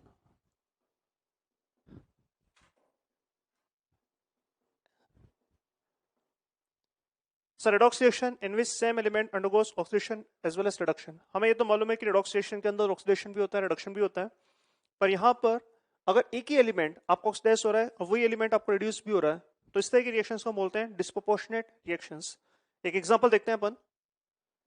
जैसे मान लीजिए हमारे पास हाइड्रोजन पेरोक्साइड है H2O2, और ये डिकम्पोज कर आपको दे रहा है O2 along with water। तो ये किस तरह का एग्जांपल होगा, यहाँ पर क्या रिडॉक्स रिएक्शन है। ऑक्सीजन का अगर अपन ऑक्सीडेशन स्टेट देखें तो हाइड्रोजन पेरोक्साइड के अंदर ऑक्सीजन पेरोक्साइड के अंदर ऑक्सीजन का ऑक्सीडेशन स्टेट होता है -1, तो ऑक्सीडेशन नंबर इसका -1 होगा। O2 के अंदर इसका ऑक्सीडेशन नंबर होगा 0, और H2 के अंदर इसका ऑक्सीडेशन नंबर होगा -2। तो डेफिनेटली आप देख सकते हैं कि ऑक्सीडेशन नंबर चेंज तो हो ही रहे, तो रिडॉक्स रिएक्शन तो डेफिनेटली है। ऑक्सीडेशन किसका होगा, आप देख सकते हैं जब H2O2 O2 में कन्वर्ट हो रहा है तो -1 से 0 में जा रहा है, -1 से 0 में जाना ऑक्सीडेशन नंबर बढ़ना होता है, डेफिनेटली ये आपका ऑक्सीडेशन प्रोसेस है। और यही H2O2 आपका कन्वर्ट जब होगा H2O के अंदर तो ये -1 से -2 में जाएगा, और -1 से -2 के अंदर जाएगा तो आप देख सकते हैं कि इसका ऑक्सीडेशन नंबर डिक्रीज कर रहा है। अगर ऑक्सीडेशन नंबर डिक्रीज करेगा तो हम बोल सकते हैं कि ये रिडक्शन है, राइट। तो आप देख सकते हैं ऑक्सीडेशन भी है, रिडक्शन भी है। प्रोडक्शन ऑक्सीडेशन हो किस कर रहा है, एक ही एलिमेंट का। जो ऑक्सीजन आपका यहाँ पे -1 की स्टेट में था वो यहाँ पे 0 में, यहाँ पे -2 में। तो अगर ये -1 से 0 में जाएगा तो ऑक्सीडाइज होगा, अगर -1 से -2 में जाएगा तो रिड्यूस होगा। सेम एलिमेंट आपका ऑक्सीडाइज हो रहा है, सेम एलिमेंट आपका रिड्यूस हो रहा है। जब इस तरह की रिएक्शंस होती हैं तो इसको हम बोलते हैं डिस्प्रोपोर्शनेट रिएक्शन। इसको आप ऐसे भी बोल सकते हैं कि इनिशियली एलिमेंट आपका एक इंटरमीडिएट ऑक्सीडेशन स्टेट में होगा, फिर वो ऑक्सीडाइज भी होगा मतलब ऊपर वाली स्टेट में भी जाएगा, और वो रिड्यूस भी होगा मतलब वो नीचे भी जाएगा। तो इसका ऑक्सीडेशन स्टेट या ऑक्सीडेशन नंबर एक ही बात है। तो इसका ऑक्सीडेशन नंबर इंटरमीडिएट था, वो हायर में भी गया, वो लोअर में भी गया। तो जब हायर में भी जाएगा लोअर में भी जाएगा तो ऑक्सीडाइज भी होगा, रिड्यूस भी होगा, उससे की रिएक्शन कहलाएंगे आपके डिस्प्रोपोर्शनेट रिएक्शंस। तो this is called disproportionate reactions. इसके कुछ बहुत इंपॉर्टेंट एग्जांपल्स हैं जो हमें रटने हैं, हमें याद रखने हैं। रटने को लोग जनरली बोलते हैं कि हमें रटना क्यों पड़ रहा है, बट कुछ इनऑर्गेनिक केमिस्ट्री की रिएक्शंस मैं आपको यहाँ पे बताऊंगा। हालांकि ये ऐसी रिएक्शंस होंगी जो बहुत कॉमनली, बहुत फ्रिक्वेंटली, बहुत रेगुलरली पूछी जाती हैं आपसे, और ये रिएक्शंस हम लोग ना सिर्फ अभी पढ़ेंगे, रिएक्शंस हम लोग एस ब्लॉक एलिमेंट्स भी पढ़ेंगे, आगे चलकर हम लोग जब पी ब्लॉक एलिमेंट की बात करेंगे वहां पे भी पढ़ेंगे, बट हमें यहाँ पर भी इन रिएक्शंस को एक बार एनालाइज करना है। ये रिएक्शंस हमें याद होनी चाहिए। तो बात करते हैं कुछ इंपॉर्टेंट डिस्प्रोपोर्शनेट रिएक्शंस का, आइए देखते हैं। तो बात करते हैं कुछ इंपॉर्टेंट डिस्प्रोपोर्शनेट रिएक्शंस का, जिसमें आपको बता रहा था कि कुछ रिएक्शंस है जो हमें याद रखनी है। तो आइए एक एक करके देखते हैं अपन। 4-5 रिएक्शंस होंगी जो हमें याद रखनी है, एक एक करके देखते हैं अपन। सबसे पहले हम बात कर रहे हैं यहां पर फॉस्फोरस का। फॉस्फोरस अल्कलाइन मीडियम मतलब in presence of hydroxide ion disproportionate करता है। ये बहुत कॉमन रिएक्शन है, हर 2-3 साल के अंदर ये सवाल रिपीट होता है, तो हमें रट लेना है ना। तो फॉस्फोरस अल्कलाइन मीडियम के अंदर डिस्प्रोपोर्शनेट करेगा, डिस्प्रोपोर्शनेट कर ये बनाएगा आपका phosphine which is PS3 gas, और साथ में देता है ये H2PO2 minus. This is called hypophosphite ion. आप आगे चलकर बेसिक इनऑर्गेनिक नॉमेनक्लेचर पढ़ेंगे जहां पे अपन देखेंगे कि इन मॉलिक्यूल्स का नाम लिखते कैसे हैं, इनके पीछे प्रॉपर लॉजिक होता है, ऐसा नहीं कि रैंडम है। अभी एज ऑफ नाउ में सिर्फ यहाँ पे नाम लिख रहा हूँ, बाकी आप आगे चलकर देखेंगे इसका नाम लिखा कैसे अपन ने। एज ऑफ नाउ अभी हम लोग देखते हैं कि डिस्प्रोपोर्शनेट रिएक्शन है क्यों। तो दिस इज हाइपोफॉस्फेट आयन जिसमें फॉस्फोरस आपका +1 की स्टेट में होता है। यहाँ पे फोस्फीन गैस है अपने पास जिसमें फॉस्फोरस आपका -3 की स्टेट में होता है, और यहाँ पर व्हाइट फॉस्फोरस अपने पास या फॉस्फोरस है जो कि आपका 0 ऑक्सीडेशन स्टेट के अंदर होगा। तो आप क्लियरली देख सकते हैं कि ये रिडॉक्स रिएक्शन है। फॉस्फोरस जब 0 से -3 की स्टेट में जाएगा तो रिडक्शन होगा खुद का, और फॉस्फोरस जब 0 से +1 की स्टेट में जाएगा तो खुद का ही ऑक्सीडेशन होगा। तो अगेन सेम एलिमेंट आपका रिड्यूस भी हो रहा है, सेम एलिमेंट आपका ऑक्सीडाइज भी हो रहा है, ये कहलाएगा आपका डिस्प्रोपोर्शनेट रिएक्शन। एक चीज अगर आप चाहें तो यहाँ पे नोट कर सकते हैं, ऑब्जर्व कर सकते हैं, जो कि आपको ये रिएक्शन स्टार्ट करने में हेल्प भी करेगा। 90% केसेस के अंदर जब डिस्प्रोपोर्शनेट रिएक्शन होता है तो एलिमेंट अपने लोवेस्ट ऑक्सीडेशन स्टेट वाला प्रोडक्ट भी बनाता है। मतलब जैसे अगर फॉस्फोरस की बात करें तो नाइट्रोजन फैमिली का है, तो नाइट्रोजन फैमिली में आपका हाईएस्ट ऑक्सीडेशन स्टेट +5 होता था और लोवेस्ट होता था आपका -3। तो अगर लोवेस्ट -3 है तो ये जो दो प्रोडक्ट बनेंगे इनमें से एक आपका -3 का भी बनेगा। तो दो प्रोडक्ट आपको बनेंगे, एक हायर ऑक्सीडेशन स्टेट वाला और एक लोअर ऑक्सीडेशन स्टेट वाला। जो लोअर वाला होगा वो लोवेस्ट ऑक्सीडेशन स्टेट वाला होता है जनरली बात करें, हमेशा ऐसा होता नेसेसरी नहीं है, पर 90% केसेस के अंदर जो हम लोग इंपॉर्टेंट रिएक्शंस हम लोग पढ़ रहे हैं उन सभी में आप देखेंगे कि जो ये रिड्यूस होगा तो रिड्यूस होकर ये लोवेस्ट ऑक्सीडेशन स्टेट वाला बनाएगा। तो लोवेस्ट मतलब जैसे फॉस्फोरस के केस में लोवेस्ट होता है आपका -3, तो आपको मिलेगा -3 वाला प्रोडक्ट। दूसरा प्रोडक्ट फिर हमें याद रखना होगा, जैसे ये -3 में गया और फिर ये ऑक्सीडाइज होगा +1 में। तो एक बहुत इंपॉर्टेंट रिएक्शन है। कैसे याद करना है, 2-3 बार लिख सकते हैं, हालांकि केमिकल बॉन्डिंग में भी हम लोग देखेंगे, फिर एस ब्लॉक में देखेंगे, पी ब्लॉक में देखेंगे, 3-4 बार रिएक्शंस हम लोग ऑलरेडी पढ़ चुके हैं, बट फिर भी मैं रिकमेंड करूंगा कि आप इसको याद करें, लिख कर याद करें। ये ध्यान रख सकते हैं कि एक आपका मिनिमम ऑक्सीडेशन स्टेट में जाएगा तो वो ये से भी याद हो जाएगा, और एक ही प्रोडक्ट आपको फिर याद रखना पड़ेगा। बट क्या याद करना नेसेसरी है? डेफिनेटली। क्यों? क्योंकि हर साल पूछा होता है ना। 2-3 साल में जे एडवांस के अंदर रिपीट होता है, बट अगर जे एडवांस और जे मेंस दोनों को मैं कंबाइन कर लूं और जितने भी एग्जाम्स होता है अगर सबको देखा जाए तो किसी ना किसी एग्जाम में तो ये हर साल पूछा जाता है। तो ये ऐसी सवाल है, ऐसे रिएक्शन है जो हर साल पूछा जाता है। अगर हर साल कोई सवाल पूछा जाता है तो ऑफकोर्स आपको बताने की जरूरत नहीं है कि कितना इंपॉर्टेंट होगा। नेक्स्ट हम बात करते हैं सल्फर का। जैसे फॉस्फोरस अल्कलाइन मीडियम में डिस्प्रोपोर्शनेट करता है, वैसे ही सल्फर भी आपका अल्कलाइन मीडियम में डिस्प्रोपोर्शनेट करता है। अगेन अल्कलाइन मीडियम में ही होगा। इनफैक्ट ये जितने भी इंपॉर्टेंट डिस्प्रोपोर्शनेट रिएक्शंस हम लोग कर रहे हैं ये जनरली आपकी अल्कलाइन मीडियम में होती हैं। तो सल्फर अल्कलाइन मीडियम में जाएगा डिस्प्रोपोर्शनेट, यहाँ पे ऑलरेडी 0 है। जैसा मैंने आपको बताया ये ऑक्सीडाइज भी होगा, रिड्यूस भी होगा, और जैसा भी मैंने आपको थोड़ी देर पहले बोला कि रिड्यूस होकर ये लोवेस्ट ऑक्सीडेशन स्टेट में जाएगा। तो यहाँ पे लोवेस्ट ऑक्सीडेशन स्टेट के करस्पॉन्डिंग होगा आपका सल्फाइड आयन। आप देखते हैं कि सल्फर ऑक्सीजन फैमिली में आता है और यहाँ पे मिनिमम ऑक्सीडेशन नंबर आपका -2 होता है। तो एक तो आपको सल्फाइड मिल जाएगा और ये ऑक्सीडाइज भी होगा। ऑक्सीडाइज होकर ये बनाता है आपका thiosulphate ion which is H2O3 -2। This is called thiosulphate ion. तो व्हाट इज डिस्प्रोपोर्शनेट, ये 0 से -2 में जा रहा है, तो -2 में अगर जाएगा तो डेफिनेटली रिडक्शन है। और यहाँ पे अगर आप एवरेज ऑक्सीडेशन स्टेट देखेंगे सल्फर की तो ये +2 आता है। तो 0 से -2 में जाना रिडक्शन होता है और 0 से +2 में जाना ऑक्सीडेशन होता है। अगेन सेम एलिमेंट आपका रिड्यूस हो रहा है, सेम एलिमेंट आपका ऑक्सीडाइज हो रहा है। This will be called disproportionate reaction. हमने बात की फास्फोरस की, सल्फर की, बात करते हैं हैलोजेंस की। हैलोजेंस में लेट्स एग्जांपल ले रहा हूं क्लोरीन का। क्लोरीन भी अल्कलाइन मीडियम के अंदर डिस्प्रोपोर्शनेट करता है। प्रोडक्ट क्या बनता है डिपेंड करता है कंडीशंस के ऊपर। कंडीशंस मतलब जैसे अल्कलाइन मीडियम में हम यहाँ पे कंडीशंस ले रहे हैं कोल्ड एंड डाइल्यूट। कोल्ड मतलब टेम्परेचर कम है, डाइल्यूट मतलब कंसंट्रेशन ऑफ OH माइनस या मोलरिटी ऑफ OH माइनस आपकी काफी कम है। तो क्लोरीन जब कोल्ड एंड डाइल्यूट कंडीशंस में अल्कलाइन मीडियम के साथ ट्रीट होता है तो अगेन डिस्प्रोपोर्शनेट करेगा। यहाँ पर ये 0 की स्टेट में तो एक तो लोवेस्ट आएगा। लोवेस्ट आप सोच सकते हैं, प्रेडिक्ट कर सकते हैं क्या होगा, Cl माइनस, जिसके अंदर ये -1 की स्टेट में होगा, राइट। तो एक तो आपने प्रेडिक्ट कर ही लिया था कि भाई Cl माइनस होगा और एक ये फर्दर ऑक्सीडाइज होगा, 0 से हायर में जाएगा। तो दूसरा बनता है आपका OCl माइनस, जिसके अंदर क्लोरीन का ऑक्सीडेशन स्टेट एक्चुअली +1 होता है। This is called hypochlorite ion. अगर आपको अभी ये नाम में दिक्कत आ रही है तो मैं आपको बोलूंगा कि आप थोड़ा सा बेसिक इनऑर्गेनिक नोमेनक्लेचर का वेट करें वो टॉपिक का। उसके अंदर हम लोग ये सब नामों का रीजन भी देखेंगे, इन नामों का इस तरह से किसे, मतलब इन नामों को कैसे लिखा जाता है, इन नामों के पीछे लॉजिक क्या है।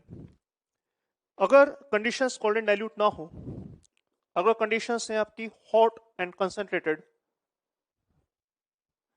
तो यही Cl माइनस अगेन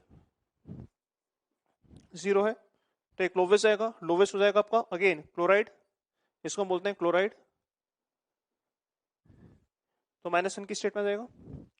और इस बार ये ऑक्सीडाइज होकर आपको देता है chlorate ion which is ClO3 minus, जिसमें ये एक्चुअली +5 की स्टेट में होता है और इसको हम बोलते हैं क्लोरेट। तो अगेन आप देख सकते हैं ये एक डिस्प्रोपोर्शनेट रिएक्शन होगा क्योंकि क्लोरीन 0 से -1 में जा रहा है तो रिड्यूस हो रहा है, और क्लोरीन आपका 0 से +5 में जाएगा तो ऑक्सीडाइज पे होगा। तो this are some important disproportionate reaction, और भी होती हैं बट एज ऑफ नाउ मैं सिर्फ इन्हीं के बारे में बात करूंगा क्योंकि ये सबसे ज्यादा इंपॉर्टेंट होती है। एक चीज ध्यान रखना, जो रिएक्शन हमने क्लोरीन के करस्पॉन्डिंग लिखा है ऐसा ब्रोमीन के साथ भी होगा, ऐसा आयोडीन के साथ भी होगा। ब्रोमीन और आयोडीन भी आपका सिमिलर मैनर में ये रिएक्शन देगा। जैसे ब्रोमीन होता तो यहाँ पे Br- और OBr- बनता। क्या ऐसा फ्लोरीन के साथ हो सकता है?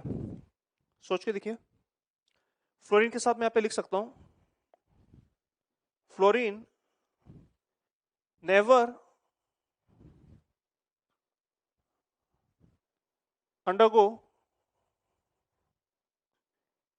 डिस्प्रोपोर्शनेशन।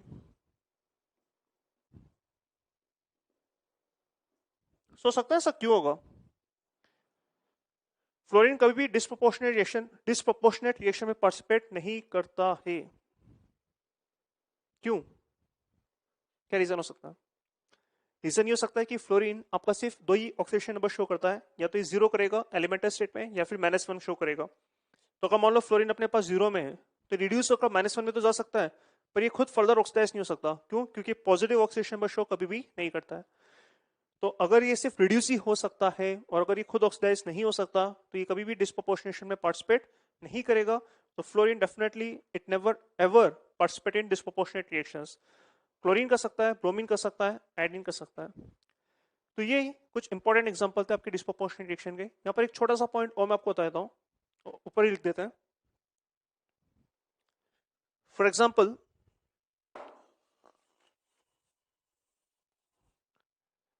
यहाँ पर ही नोट करके लिख देते हैं,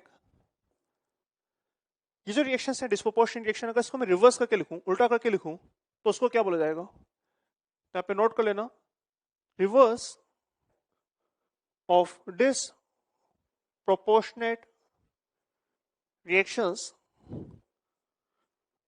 are called, क्या बोलेंगे इनको?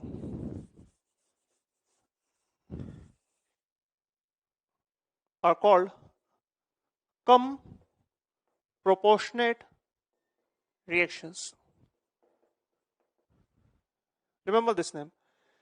डिस्प्रोपोर्शनेट रिएक्शन को अगर उल्टा करके लिख दें तो इसको बोलते हैं कम प्रोपोर्शनेट रिएक्शन. फॉर एग्जांपल, अगर ClO3 माइनस Ca माइनस के साथ कंबाइन कर रहा है और कंबाइन कर कर आपको क्लोरीन दे रहा है, तो ये रिएक्शन एग्जांपल होगा आपका कम प्रोपोर्शनेट का. कम प्रोपोर्शनेट का क्यों? क्योंकि यहाँ पे क्लोरीन 0 की स्टेट में, यहाँ पे क्लोरीन -1 की स्टेट में, यहाँ पे क्लोरीन +5 की स्टेट में. अगेन अगर आप बैकवर्ड देखें तो ये एलिमेंट आपका रिड्यूस हो रहा है और ये एलिमेंट आपका ऑक्सीडाइज हो रहा है. तो बैकवर्ड रिएक्शन होगा, जैसे यहाँ पे अपन देख रहे हैं क्लोरीन आपका Ca- में और ClO3- में कन्वर्ट हो रहा है, तो ये बैकवर्ड रिएक्शन है. तो अगर बैकवर्ड रिएक्शन डिस्प्रोपोर्शनेट होगा तो इस रिएक्शन को हम बोलेंगे कम प्रोपोर्शनेट रिएक्शन. तो इतना काफी है जानना इसके बारे में कि this is just reverse of disproportionate reaction. किसी डिस्प्रोपोर्शनेट रिएक्शन को अगर उल्टा करके लिखें तो this is called come proportionate reaction. ये हमें ध्यान रखना है और ये सारे एग्जांपल्स भी हमें बाय हार्ट होने चाहिए. तो नेक्स्ट सेगमेंट की बात करते हैं अपन. Next is percentage determination of elements in organic compound. आपके पास एक ऑर्गेनिक कंपाउंड होगा और उसमें किसी पर्टिकुलर एलिमेंट का कितना परसेंटेज होगा ये हमें डिटरमाइन करना है. जैसे सबसे पहले हम बात करेंगे नाइट्रोजन का. तो मान लो अपने पास एक ऑर्गेनिक कंपाउंड है और उसके अंदर नाइट्रोजन भी है, हमें जानना है कि उसमें नाइट्रोजन का परसेंटेज कितना होगा. तो एक्सपेरिमेंटली कैसे डिटरमाइन करते हैं इसके बारे में बात करते हैं अपन. तो दो मेथड यहाँ पे अपन कॉमनली यूज करते हैं नाइट्रोजन के लिए. One is Dumas method, another is Kjeldahl's method.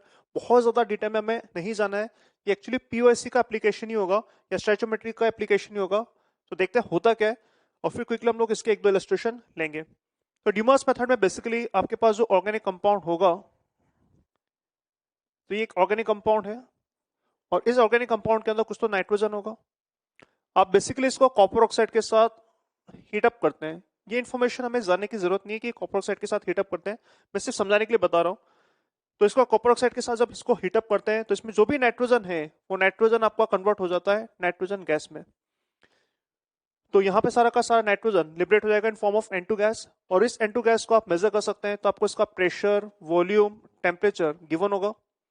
तो अगर प्रेशर, वॉल्यूम, टेम्परेचर मुझे N2 गैस का मालूम होगा तो यूजिंग दिस इन्फॉर्मेशन में इसके मोल्स निकाल सकता हूँ. इसके मोल्स से आप इसका वेट निकाल सकते हैं नाइट्रोजन का. N2 का अगर मोल्स आ जाएगा, वेट आ जाएगा, तो नाइट्रोजन एटम का भी मोल्स आ जाएगा, वेट आ जाएगा. और अगर नाइट्रोजन का वेट आ चुका है, ऑर्गेनिक कंपाउंड का वेट पता है, तो यहाँ पे मैं परसेंटेज ऑफ नाइट्रोजन भी निकाल सकता हूँ. एक आध सॉल्व करके देखेंगे अपन, बट आई होप क्लियर होगा. इस इन्फॉर्मेशन से N2 के मोल्स, उसका वेट आ जाएगा, नाइट्रोजन का वेट आ जाएगा, नाइट्रोजन का वेट पता है, ऑर्गेनिक कंपाउंड का वेट पता होगा, तो यहाँ से परसेंटेज ऑफ नाइट्रोजन हम लोग डिटरमाइन कर सकते हैं. सिमिलरली जेल्डास मेथड की बात करें तो यहाँ पे अपने पास अगेन ऑर्गेनिक कंपाउंड है और इस ऑर्गेनिक कंपाउंड में अगेन नाइट्रोजन है. इसको फर्स्ट आप ट्रीट करते हैं सल्फ्यूरिक एसिड के साथ और फिर इसको आप ट्रीट करते हैं एक्वस NaOH के साथ. एक्चुअली होता क्या है, जब सल्फ्यूरिक एसिड के साथ ट्रीट करते हैं तो सारा नाइट्रोजन आपका कन्वर्ट हो जाता है अमोनियम सल्फेट में. सारा नाइट्रोजन कन्वर्ट हो जाएगा अमोनियम सल्फेट में और उस अमोनियम सल्फेट को जब आप NaOH के साथ ट्रीट करते हैं तो वही अमोनियम सल्फेट आपको देता है अमोनिया गैस. क्या ये सारी इंफॉर्मेशन हमें मालूम होना चाहिए? आंसर है नहीं. ये सारी इंफॉर्मेशन आपको सवाल में गिवन होगी, हमें सिंपली देखना है कि इसको यूज कैसे करते हैं. तो यहाँ पर आपका सारा नाइट्रोजन कन्वर्ट हो जाएगा अमोनिया गैस में और फिर इस अमोनिया गैस को, इसका अमाउंट डिटरमाइन करने के लिए हम लोग इसको किसी एसिड के साथ ट्रीट करेंगे. तो एसिड से इसको मैं न्यूट्रलाइज कर दूंगा. तो एक न्यूट्रलाइजेशन रिएक्शन होगी अपने पास. इस एसिड का अमाउंट गिवन होगा, इस एसिड के अमाउंट से आप अमोनिया का अमाउंट निकाल सकते हैं. अमोनिया के मोल्स मिल जाएंगे, जितने मोल्स अमोनिया के होंगे उतने मोल्स नाइट्रोजन एटम के होंगे. अगेन नाइट्रोजन एटम के मोल्स आ गए तो इसका वेट आ जाएगा, इसका वेट आ गया और ये नाइट्रोजन आएगा कहां से? यहीं से. तो यहाँ पे नाइट्रोजन एटम का वेट आ चुका है. नाइट्रोजन एटम का अगर वेट आ गया, ऑर्गेनिक कंपाउंड का वेट पता है, तो अगेन हम लोग परसेंटेज ऑफ नाइट्रोजन निकाल सकते हैं. आइए एक दो सवाल करते हैं, देखते हैं इसको यूज कैसे करते हैं. तो एक सवाल करते हैं अपन. आपको यहाँ पे सवाल दे रखा है, for the estimation of nitrogen 1.4 gram of a compound was digested by Zelda's method and the evolved ammonia was absorbed in 60 ml 1/10 molar sulfuric acid. The unreacted acid required इतना amount of NaOH for complete neutralization. Determine percentage of nitrogen in the compound. इसको एक बार diagrammatically analyse करते हैं, आप एक बार try कर सकते हैं और फिर हम लोग डिस्कस करेंगे इसको कैसे करना है। तो डायग्रामेटिकली अगर इसको अपन एनालाइज करें, हो क्या रहा है, आपके पास यहाँ पे कंपाउंड है, 1.4 ग्राम इसका वेट दे रखा है, तो 1.4 ग्राम कंपाउंड अपने पास। It is digested by Kjeldahl's method. Kjeldahl's method जैसे अभी हमने डिस्कस किया, इसको आप सल्फ्यूरिक एसिड के साथ ट्रीट करेंगे, फिर NaOH के साथ ट्रीट करेंगे, ताकि इसके अंदर जो भी नाइट्रोजन है वो कन्वर्ट हो जाए किसके अंदर, अमोनिया गैस में।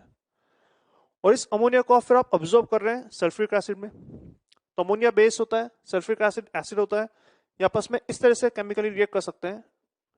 2 ammonia plus sulphuric acid will give ammonium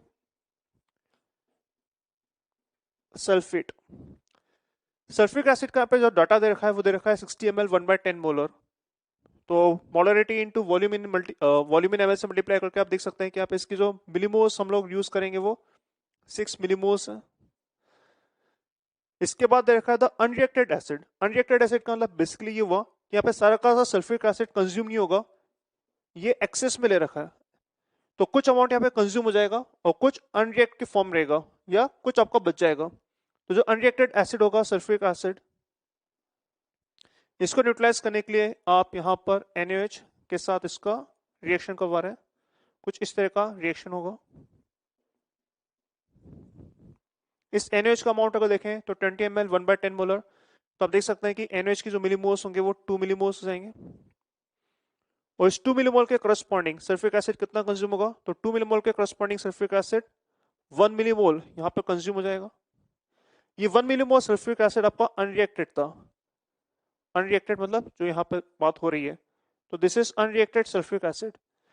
तो अगर सल्फ्यूरिक एसिड के यहाँ पे 1 मिलीमोल अनरिएक्टेड है, तो out of 6 millimole 1 millimole unreacted है, इसका मतलब ये सल्फ्यूरिक एसिड यहाँ पे रिएक्ट करेगा, उसके मिलीमोल्स कितने होंगे, 5 मिलीमोल।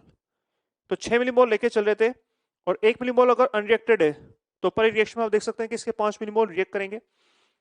अब इसके अगर 5 मिलीमोल रिएक्ट करेंगे तो अमोनिया के मोल्स कितने होंगे, तो 1 के करस्पॉन्डिंग 2, तो 5 के करस्पॉन्डिंग 10।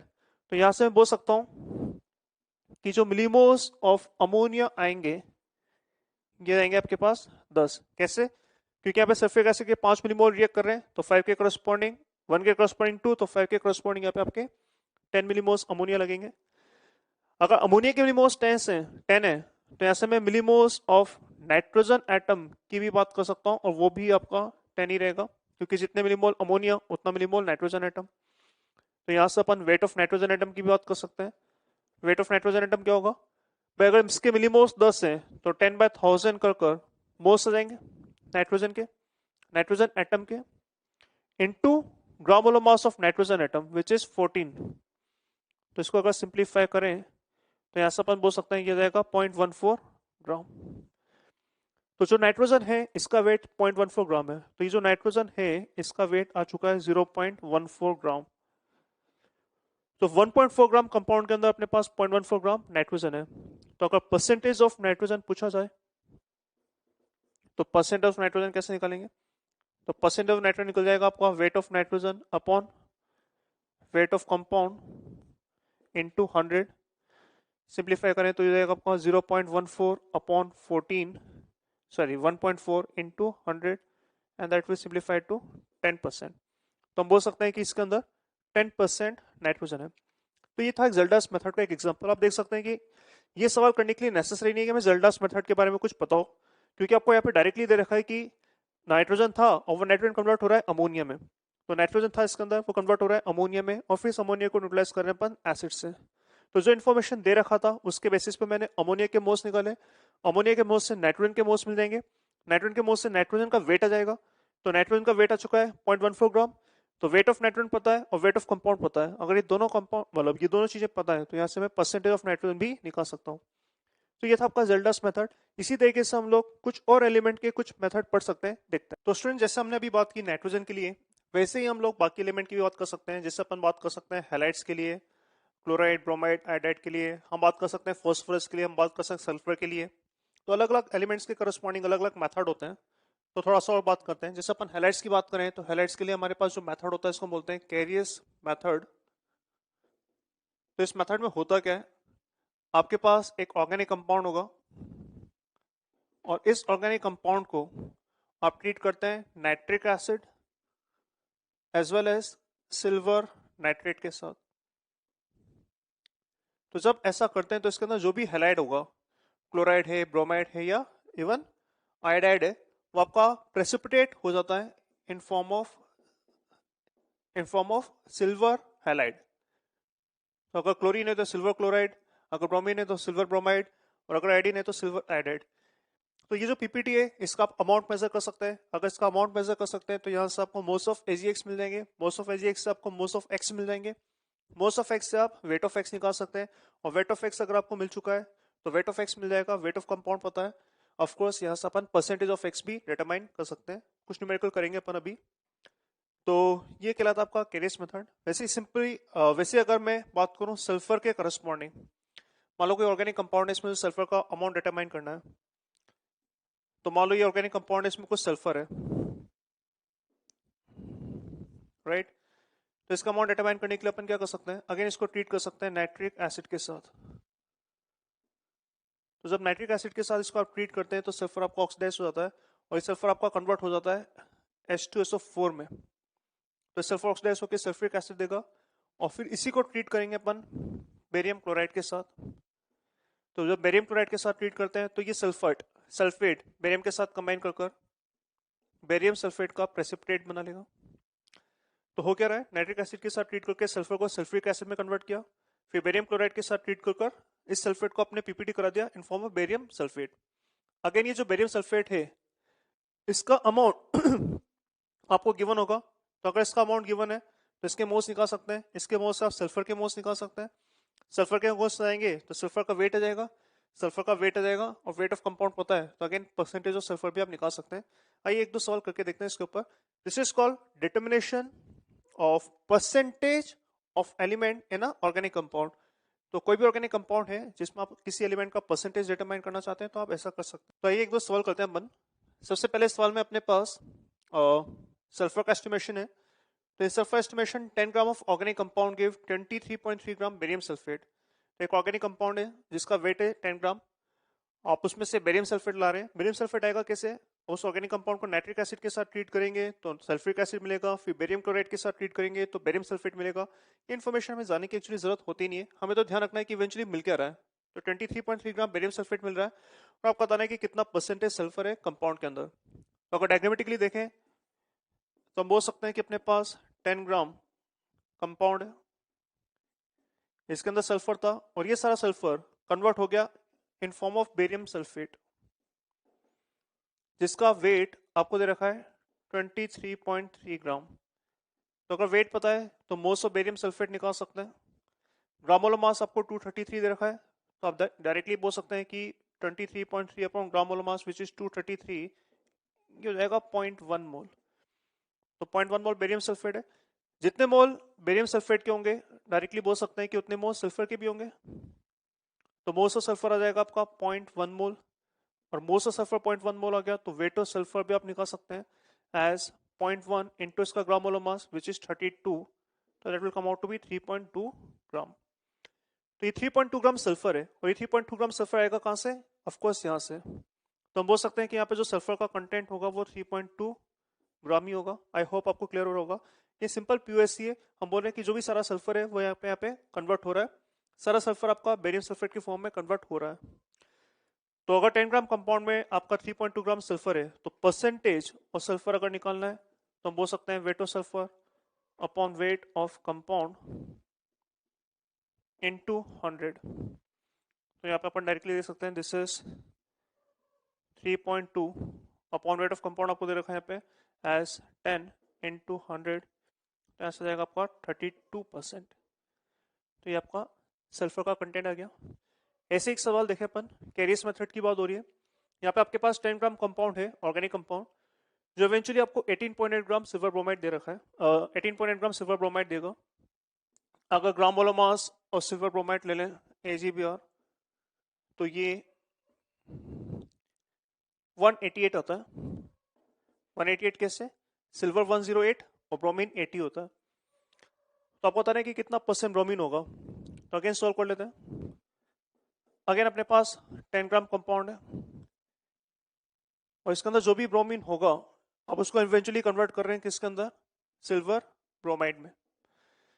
तो सिल्वर ब्रोमाइड का आपको अमाउंट दे रखा है कितना, 18.8 ग्राम, और ग्राम मोलर मास 188 होने की वजह से हम डायरेक्टली बोल सकते हैं कि इसके जो मोल्स हो जाएंगे वो जाएंगे 18.8 upon gram molar mass which is 188, तो जाएंगे मोल्स आपके 0.1।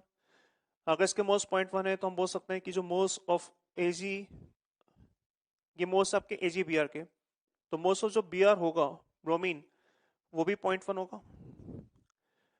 और ब्रोमीन एटम के मोल्स अगर 0.1 है तो यहाँ पे इसका मैं वेट भी निकाल सकता हूँ। तो वेट ऑफ ब्रोमीन कितना आएगा, 0.1 इंटू ब्रोमीन का ग्राम मोलर मास, ब्रोमीन का ग्राम मोलर मास 80 होता है, तो 0.1 इंटू 80 ये हो जाएगा आपका 8 ग्राम। तो 8 ग्राम ब्रोमीन है, और ये 8 ग्राम ब्रोमीन है किसमें, ये 8 ग्राम ब्रोमीन होगा आपका इस 10 ग्राम कंपाउंड के अंदर। तो अगर 10 ग्राम कंपाउंड के अंदर 8 ग्राम ब्रोमीन है तो हम डायरेक्टली बोल सकते हैं परसेंटेज ऑफ ब्रोमीन कितना होगा। तो percentage of bromine will be weight of bromine upon weight of compound into 100, so that will simplify to 8 by 10 into 100 and that will give 80%। तो आपने देखा होगा ये बहुत ही आसान सवाल होते हैं, कोई खास मुश्किल नहीं होती है। आपको सिंपली एक पीओसी लगाना होता है और पीओसी को अप्लाई करके आप इस तरह के सारे सवाल कर सकते हैं। हमने बात की सल्फर की, हैलोजेंस की, हमने बात की नाइट्रोजन की, इसी तरह के कुछ मेथड फॉस्फोरस या कार्बन के लिए भी होते हैं, पर वो सारे सवाल भी आप कर सकते हैं। आपको कुछ इन्फॉर्मेशन जानने की जरूरत नहीं है, आप सिंपली पीओसी अप्लाई करें और पीओसी अप्लाई कर आप ये सारे सवाल कर सकते हैं। तो डियर स्टूडेंट्स, ये था आपका मोल कॉन्सेप्ट। सारे टॉपिक्स हमने और सब टॉपिक्स हमने कवर करें इसके अंदर। ये काफी क्रूशियल टॉपिक रहेगा, स्पेशली अगर अपन देखें इसके अंदर कौन कौन से इंपॉर्टेंट सबसे इंपॉर्टेंट पार्ट थे। तो कंसंट्रेशन टर्म एक सबसे इंपॉर्टेंट पार्ट रहेगा, बिकॉज कंसंट्रेशन टर्म्स की एप्लीकेशन हम काफी जगह यूज करेंगे।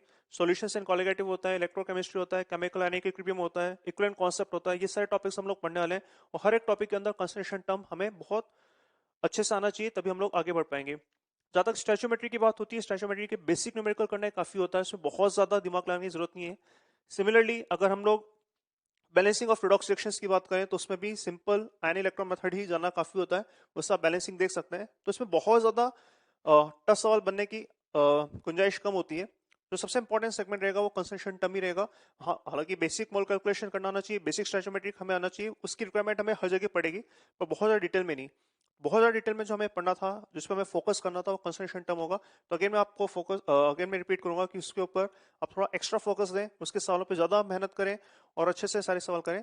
हम लोग इसका सारा डिस्कशन भी करेंगे, एक्सरसाइज 1 एक्सरसाइज 2 तो हाथ डिस्कस कर ही रहे हैं, एक्सरसाइज 3 भी आपको साथ में हम लोग डिस्कस अब करेंगे।